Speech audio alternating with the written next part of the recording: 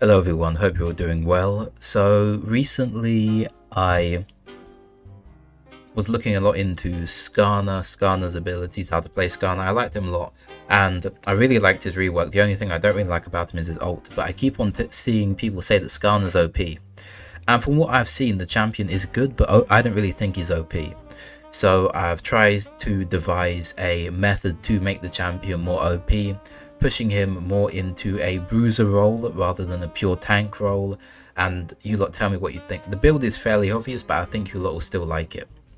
So first of all here, I'll just go through the build and then I'll go into the specifics of the build. So we have Heartsteel into Titanic Hydra, into the new item, Overlord's Bloodmail, which is a very good item, especially on Skarner. But let's go into the specifics of why all of these items are so good on Skarner.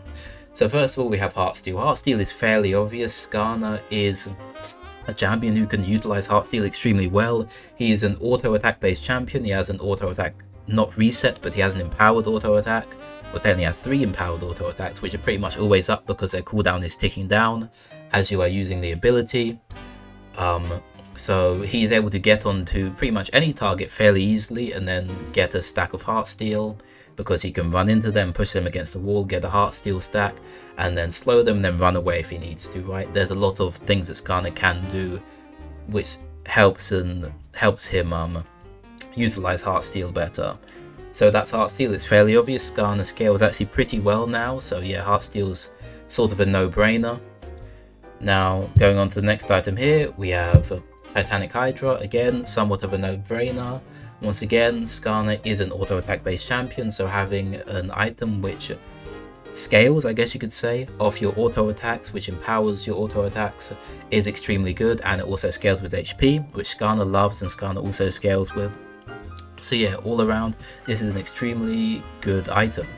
But one of the best things about it is the fact you're able to get an auto-attack reset, making it so that your Q combo, being just a 3 autos, can come out quite a bit quicker, meaning you can slam that boulder down and get the slow on the enemy quicker, which is always good, right? So that's that item there. And then the final main item, which I'm going to be going into now, is our Overlord's Bloodmail. So this item, extremely simple, just gives you a lot of AD.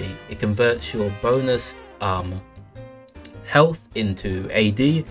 I'm not too sure why they added this item exactly. I have like a vague idea in my head. It's probably because champions like Scion, who aren't really auto attack based but scale heavily off of HP, weren't getting a lot of benefits from items such as Titanic anymore, since they made it so that the auto attack is the only thing which is increased with HP instead of just increasing your total AD with your bonus HP.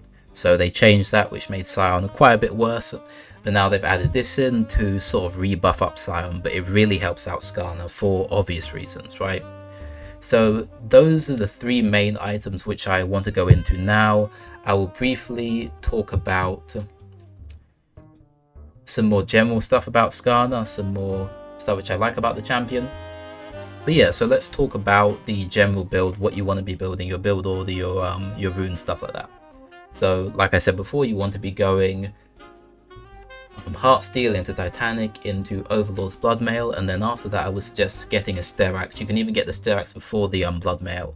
The reason why is because Sterak's is extremely OP, you have loads of HP, you're constantly stacking up more HP with Heartsteel, so even though Sterak's has been nerfed, it's extremely good on champions like Skarner. Once again, this is a bruiser Skarner build, not a tank Skarner build. So in this build, it would not be surprising for me if you were to build almost no armor or MR.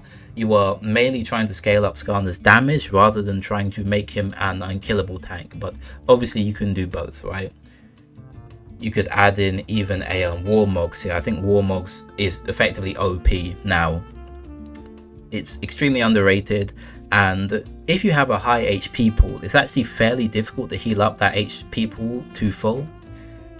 Even when you're in the monster killing camps, you really do have to reset. Even if you kill like the entirety of your top and bottom quadrant, if you have like 6k HP, it probably isn't going to heal you up the full way. But you know, it's up to you, But an interesting thing here, which some people might have some contention with, is sorcerer shoes or sorc boots, right? The reason for this is fairly obvious. Skarner's passive deals between, I believe it's 6 or 7 to 10% maximum HP after 3 autos, which is overpowered. It's an insanely overpowered but simple passive, and this does magic damage. So getting sorc boots means that you're able to increase the amount of magic damage you're able to do with your passive.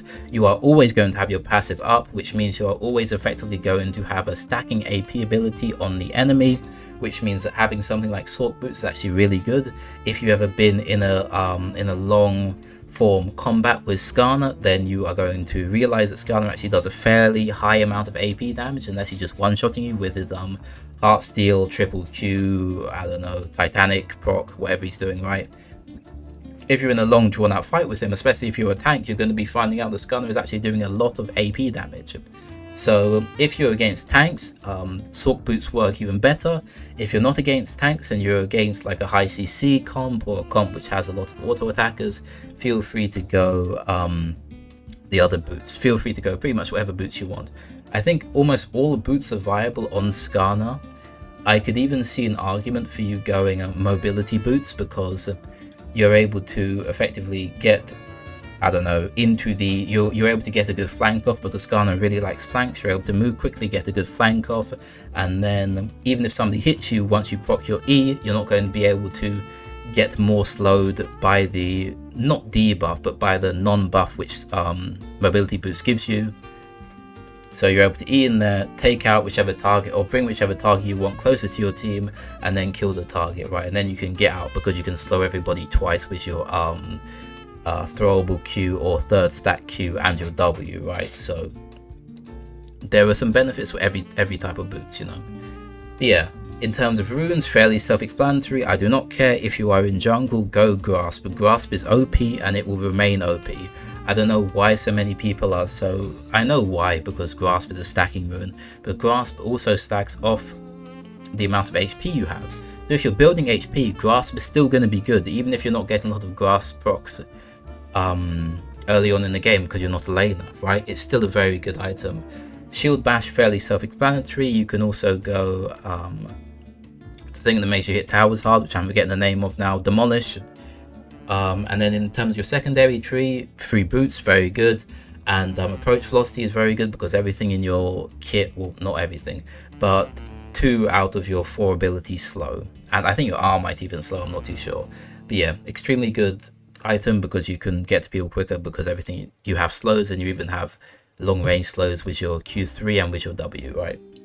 So yeah, that's pretty much all I have to say about Skarner. I hope you lot enjoyed, and I hope you lot find some success in your ranked games. I know that I am finding no success whatsoever, so I hope you have better luck than me. Thank you lot for watching.